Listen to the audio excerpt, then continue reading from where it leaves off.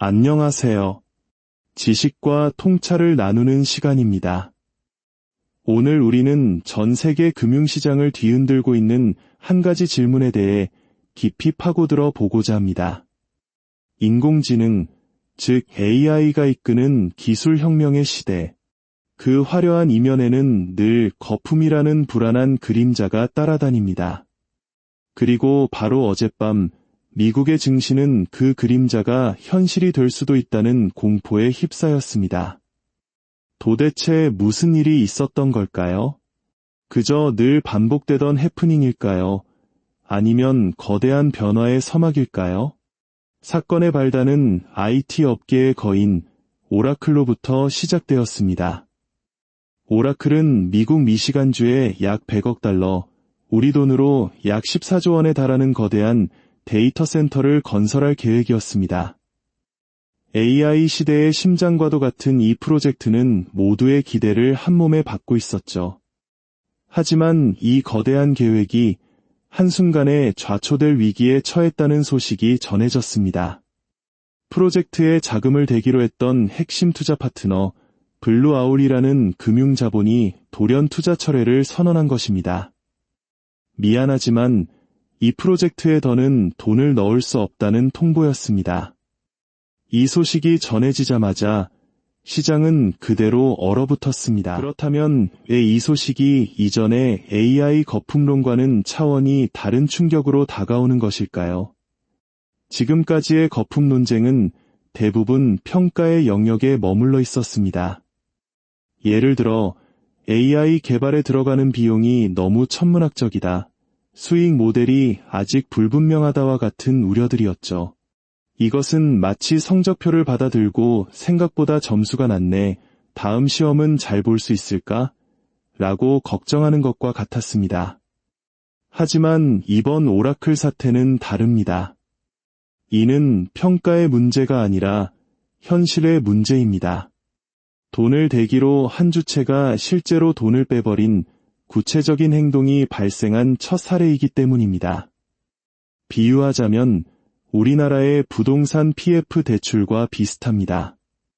건설사가 아파트를 짓기 위해 금융사로부터 자금을 조달하는데 시장이 불안해지자 금융사가 더는 대출 못 해주겠다며 자금줄을 끊어버린 것과 같은 상황입니다. 자금줄이 막히면 공사는 중단되고 모든 계획은 수포로 돌아갑니다. 지금 오라클이 바로 그런 상황에 직면한 것입니다.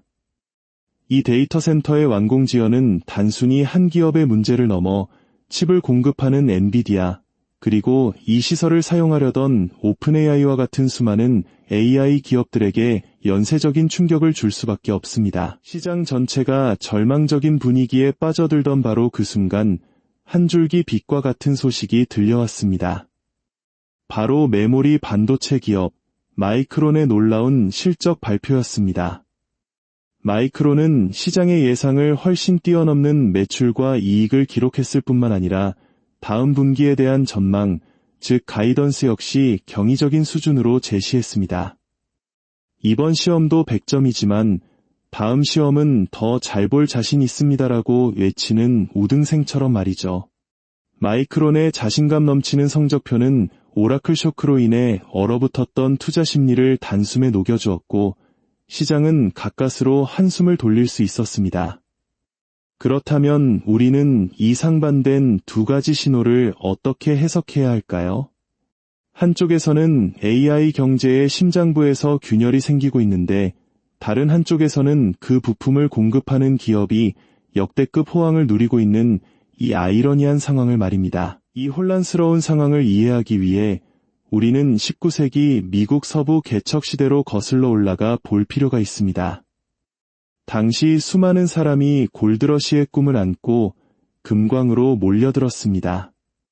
금을 캐기만 하면 일확천금을 얻을 수 있다는 희망에 부풀었죠. 이 금광 회사들의 주식은 그야말로 하늘 높은 줄 모르고 치솟았습니다. 하지만 금광을 발견하는 것은 극소수의 행운이었고 대다수는 빈손으로 돌아가야 했습니다.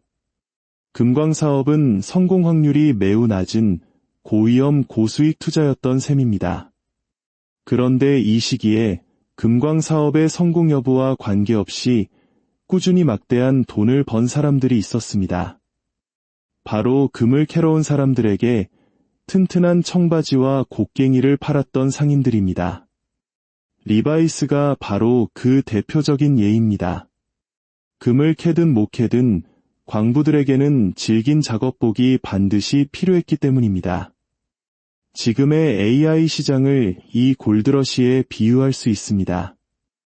오라클이나 오픈AI와 같은 기업들은 새로운 시대의 금광을 캐는 회사들입니다. 성공하면 세상을 바꾸겠지만 그 과정은 험난하고 실패의 위험도 큽니다.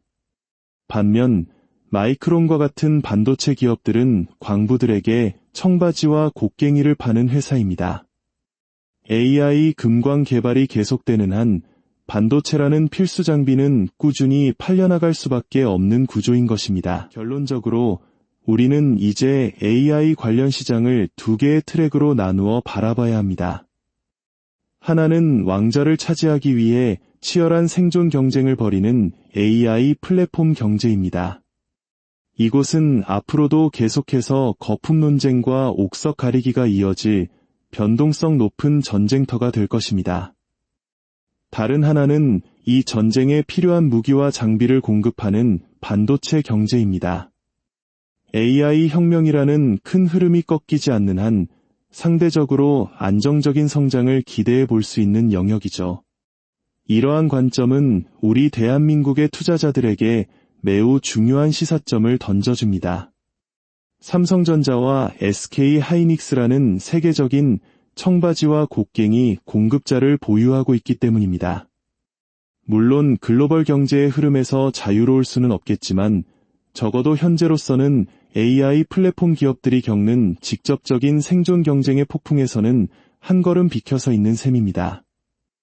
새로운 시대가 열릴 때는 언제나 혼돈과 불안이 따르기 마련입니다. 중요한 것은 그 혼돈 속에서 옥석을 가려내는 지혜와 통찰일 것입니다. 오늘의 이야기가 여러분의 현명한 판단에 작은 도움이 되기를 바랍니다.